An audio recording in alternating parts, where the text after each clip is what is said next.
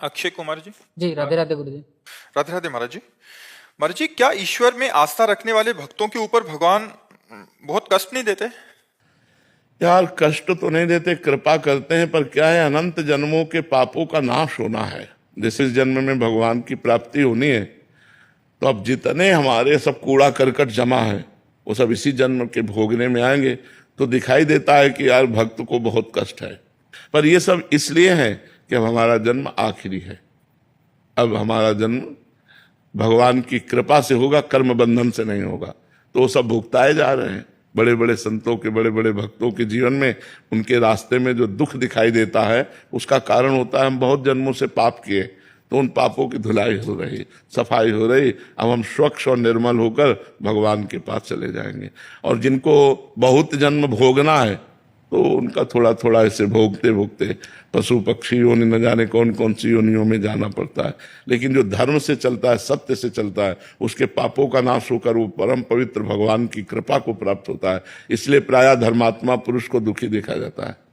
जो धर्म से चलता है उसमें समस्या ही समस्या दिखाए, और जो पाप है इसलिए समस्या नहीं कि अभी पाप कर रहा है, अब अनेकों जन्म भोगेगा, अनेकों जन्म, बहुत लंबा सफर है, इसलिए उसे थोड़ा थोड़ा भुगताया जाता है। और जिसका आखिरी जन्म होता है उससे सब पूरा हिसाब करवा के थोड़ा थोड़ा और भगवान के पास भेज दिया जाता है। पर इतना आनंद दिया जाता है हृदय में कि दुख का प्रभाव नहीं पड़ता।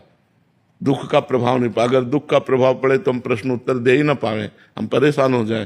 पर भगवान कृपा किए रहते हैं, तो जैसे समुद्र की तूफानी लहरों को उसका तट रोकता है, ऐसे भगवान की कृपा दुख को रोके रहती है। दुख है पर वो इतना विचलित नहीं कर पा रहा कि कुछ सेवा न बन पावे।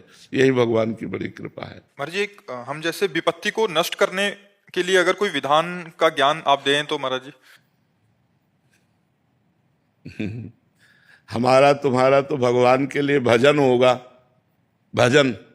और जिनके यहाँ पुत्र भगवान बनकर के आ रहे हैं, देवकी वसुदेव भारी विपत्ति में है ना, ऐसे महापुरुषों को तो राजमहलों में परम सुख से संतान प्रकट करना चाहिए।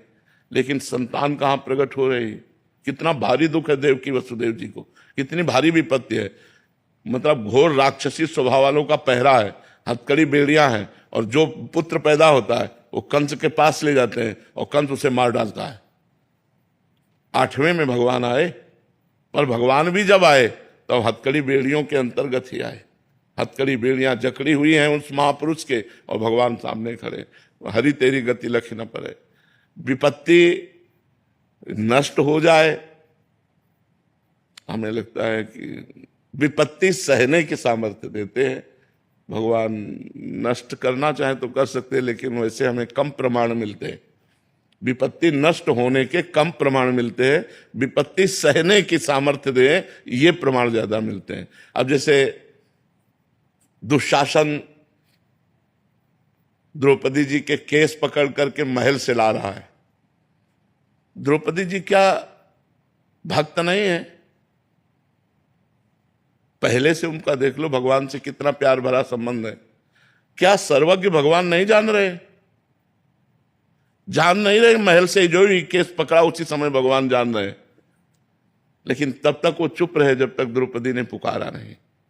अन्य आश्रय था पांडवों का, भीष्म जी आदि का, जब सब आश्रय छूटा, पुकारा, तो यही भगवान वस्त्र बन गए। तो हमें लगता है